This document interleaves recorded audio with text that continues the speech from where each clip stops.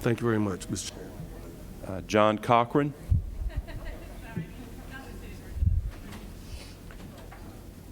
Here he is, Mr. John Cochran.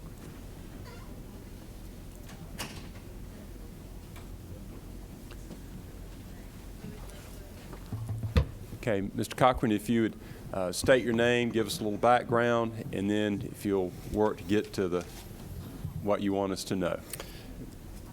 John Cochran.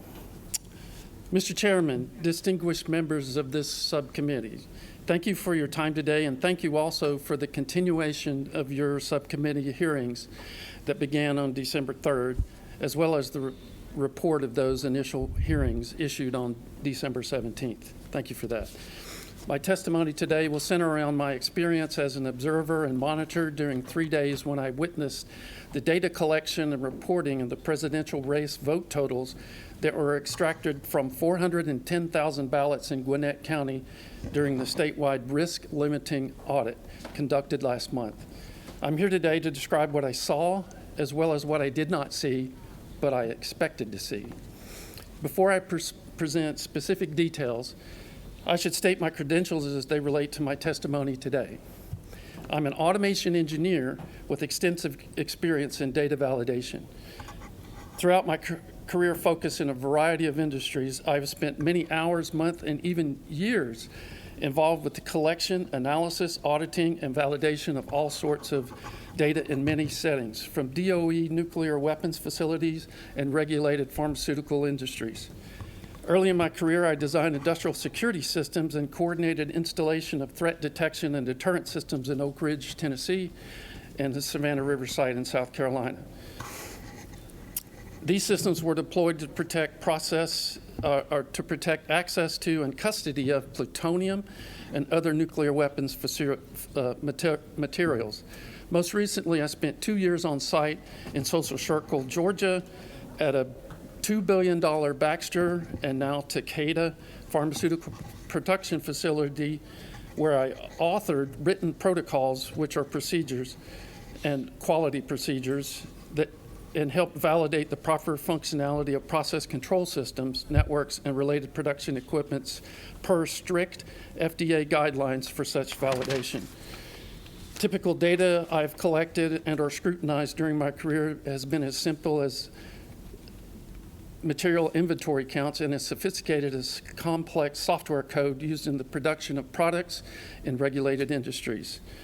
I've authored and executed hundreds of documents related to the validation of manufacturing process systems and equipment. And as you know, there's a variety of documents and software applications that are created and executed to track the production, inventory, quality, storage, and handling records for many valuable substances and items in American factories and businesses. One such valuable item is a voter's ballot. Such documents and protocols would be expected to be found in the recent election and hopefully in the upcoming election. After the November election, I saw very little evidence of such documentation. My election monitoring activities transpired over 3 days, where I was present for a total of 20 hours on November 14th, 16th, 17th in Gwinnett County. Because of my 35-year involvement in such data analyses, I was keenly focused on the data collection process during the purported risk limiting audit. A very detail of my experiences in Gwinnett is contained in my affidavit. It contains specific observations and conversations with election officials and hired consultant who is most familiar with the Arlo system, which is the risk limiting audit software. What follows are key facts that I observed and discovered during and subsequent to the purported risk limiting audit. The Arlo software was used to tally 5 million votes in Georgia. Supposedly, it was used in each of the 159 counties. Prior to the November 3rd election, the Arlo software had never been used in Georgia before. We had no experience with it. The Arlo system is purported to be an independent auditing system that was used to compare manual vote counts to the Dominion system count in Georgia. The Arlo system is owned by Voting Works, a nonprofit company of approximately 10 employees based in California that is primarily funded and sanctioned by DHS and CISA.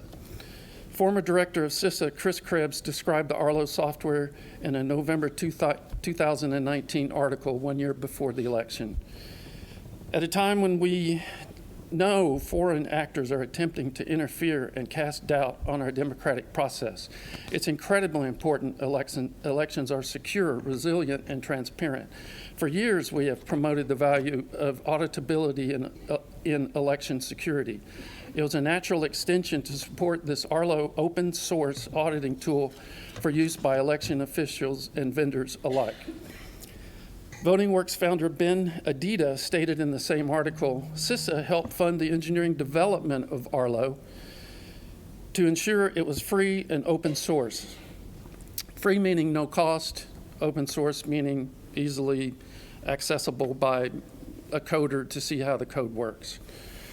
In addition to the software, CISA's organization will be offering states, this was a year ago, low-cost hosting and support options, as well as training on how to customize the software for their specific election process. It would be nice to know how much Georgia taxpayer dollars were spent on this free system and its consultants. In addition to Georgia, the Arlo software has been deployed in other states. Pending audits are being considered or had been considered for Pennsylvania, Michigan, Wisconsin, Missouri, Virginia, California, Colorado, Rhode Island, and Ohio.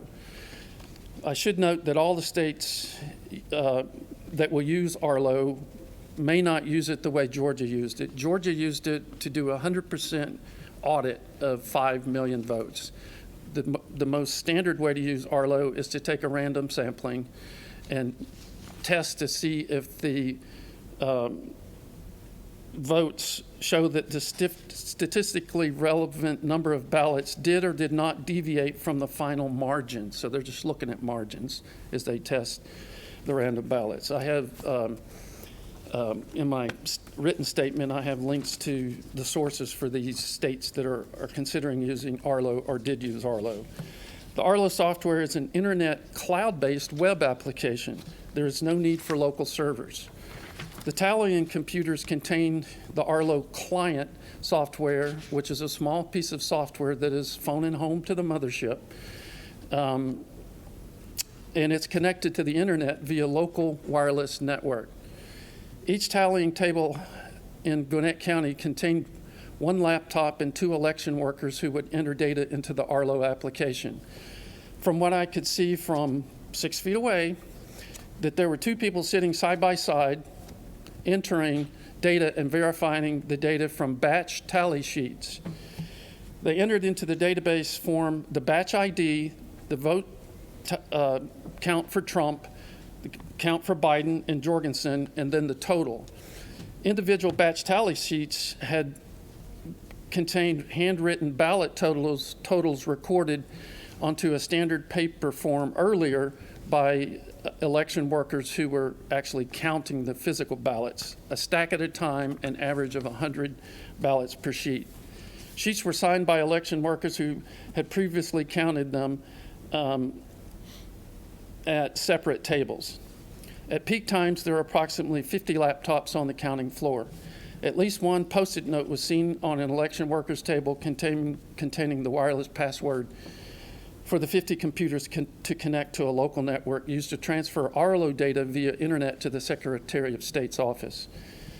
I asked a visiting consultant at the Gwinnett site, who was very familiar with Arlo and was obviously responsible for the training of the workers there, about the location of a local Arlo server and if local backup tallies were being kept. She responded that there were no central collection server computer or local tallying application located in Gwinnett County or any other county in the state as far as she was aware. So wait a minute, let me stop you right there. Are you saying that there was that information that was put into the Arlo system was not kept locally? That's correct. And it was sent to the cloud? 5 million of them. Okay, thank you. As far as she was aware, no such counts of independent data or their existence were being kept. For each county to obtain final Arlo results, the state would notify them of their total. This is referred to as a top-down auditing process, and it's not a preferred method of formalized validation, which deploys a bottom-up approach. The numbers from the bottom challenge the numbers at the top, not the numbers at the top tell the bottom what they counted. That's just backwards. I provided detailed information in my affidavit of the Arlo system regarding the open source aspects of it that, while transparent, also make it vulnerable, especially since the code that is used to execute can be seen and analyzed by outside sources. Furthermore, a cloud-based web app can easily be intercepted by those in the know, especially anyone who contains a network password. Lastly, my affidavit shows actual code available in the public domain and linked to by the VotingWorks webpage. There is at least one code example that has been on the reference site for over 8 months that can be used to hack Arlo applications. The code example includes detailed coder's notes that describes how to detect a hack attempt, but more alarmingly, how to actually grant administrative access to any user who turns that access on and off by simply setting a programming variable. Many of you are aware that the Arlo audit that was deployed at the request of the governor's office was used to collect and tally presidential vote information from approximately 5 million, or 100% of the ballots cast in 159 counties in Georgia. I have repeatedly referred to the Arlo tally as a purported audit because I personally do not believe that a bona fide audit was actually performed. A true audit would have collected additional validation data in the form of independent backup data from the 159 counties. If such an independent check of all the collected data was actually performed and has not been reported by the Secretary of State's office to the public as far as I'm aware. And I've looked all over his site for all of the files, and I've analyzed a lot of data sheets, and I've not seen any independent count of Arlo data or challenging of the Arlo data by an independent source of data. Hopefully, this backup data still exists in the form of the paper ballots that were being entered electronically. There's a piece of paper out there. There's in the state of in Gwinnett County, there's probably 4,000 of those sheets of paper, and across the state, there's probably 50,000 of those sheets, so if everybody followed the same procedure. According to Georgia's local government records retention schedules, LG 07056, on recount records, all records related to recounting or recanvassing of the votes cast in an election shall be retained for 2 years. So Georgians and their elected and appointed officials have 23 months, if so compelled, to perform a more formalized actual validation of the presidential race vote count, using batch sheet records that must be maintained in each county as required by law. I contend that such an audit can be conducted in a far less intensive data validation process compared to counting every vote again. For your committee's considerations, I have provided a suggested procedure appended to the end of my written statement describing a simple validation process for the Arlo data. Finally, these questions should be asked and answered regarding the Arlo central database and server application. Is there a record of who actually performed the final tally at the Secretary of State's office using the central server's cloud application? Were any of these central server administrators connected to Dominion as employees or consultants? Were there any electronic connections to Dominion systems or Dominion data in any way during the Arlo audit counts? Were the Arlo server administrators comprised of properly trained elections officials who were employees of the state of Georgia or appointees? Were any Arlo server administrators outside consultants whose names and credentials can be shared with the public? What was the process of collecting the Arlo data at the Secretary of State level? Was that process witnessed by Democratic and Republican monitors?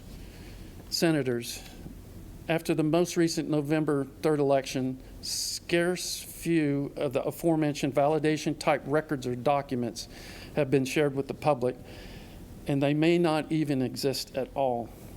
The web-based, potentially vulnerable, centrally tallied, and possibly compromised Arlo system was used and might be used again in January to provide an unvalidated audit of the Dominion vote count. I implore you to ask the Secretary of State to provide proof that there were no attempts to hack or manipulate the Arlo vote totals in each county or at the state's server. Suggested examples of electronic file and software validation methods are also described and have been included at the end of my written statement. If such measures have already been performed, these records should be shared with the public. In conclusion, I and many other Georgia voters are concerned about the lack of transparency regarding the Arlo audit. This concern can easily be alleviated by auditing the audit using proven validation methods for software systems.